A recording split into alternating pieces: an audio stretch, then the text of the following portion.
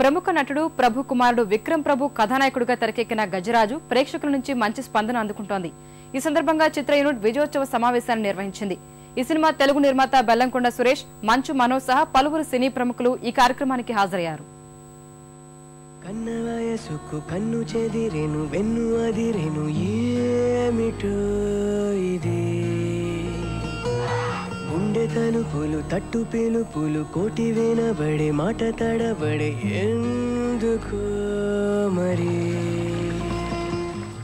ఈ cinema release అయ్యి 3 రోజులు అయింది. 3వ రోజునే మంచు మనోజ్ గారు ఫోన్ చేసి వేరే విషయం మాట్లాడుతులా అంటే ఇమీడియట్లీ ఇక్కడ రావడం అనేది నేను చాలా అదృష్టంగా భావిస్తున్నాను. ఎందుకంటే ఇంత మంచి మనసుంది మన తెలుగు హీరోలకి.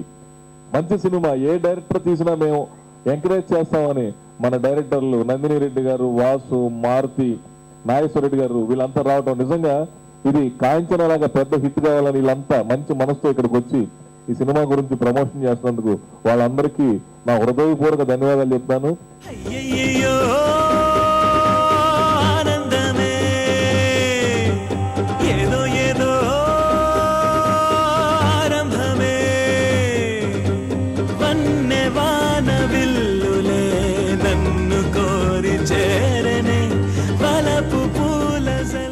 ప్రభు సాల్మన్ గారి సినిమాలు అంటే చాలా ఇష్టం. ఎందుకంటే మైనా చూసిన దగ్గర నుంచి ఆయన ఎంత అద్భుతంగా హ్యూమన్ ఎమోషన్స్ ని కథను చెప్తారనేది ఫాలో అవుతున్నాను.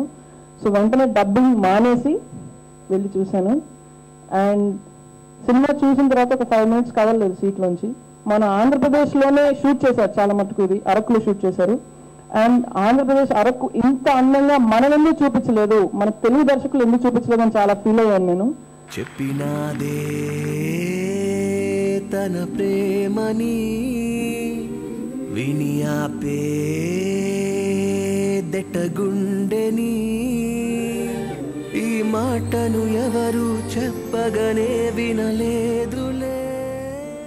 ఈ మధ్య బస్ స్టాప్ కానీ ఇలాంటి కొత్త వాళ్ళకి ఒక డిఫరెంట్ సినిమాలకి ఒక కమర్షియల్ సినిమాలే ఒక పెద్ద హీరోలతోనే ఉంటూ వాళ్ళతోనే ట్రావెల్ అవుతూ సినిమాలు తీయకుండా చిన్న వాళ్ళకి అలాగే డిఫరెంట్ గా వెళ్ళే వాళ్ళకి అందరికీ సినిమాలు తీస్తూ ఎంకరేజ్ చేస్తున్నారు.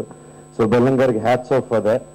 ఈ రియలీ గ్రేట్ కెమెరామెన్ కానీ డైరెక్టర్ కానీ వాళ్ళ కాళ్ళకి దండం పెట్టాలి. బికాస్ ఇంత బాగా ఇంత కష్టపడి ఆ ఒక్క వాటర్ ఫాల్ షాట్ సినిమా గురించి కొంచెం తెలిసిన వాళ్ళే సరే ఒక్క ఆ వాటర్ ఫాల్ షాట్ ఒక్క సినిమాలో మనది చూపించండి. ఎందుకంటే అది దానికి 3 days పైకెక్కి ఒక డే అంతా పైకెక్కి అక్కడే 3 days పడుకొని అక్కడే షూటింగ్ చేసి 3 days తర్వాత క్రూ దిగారు కిందకి.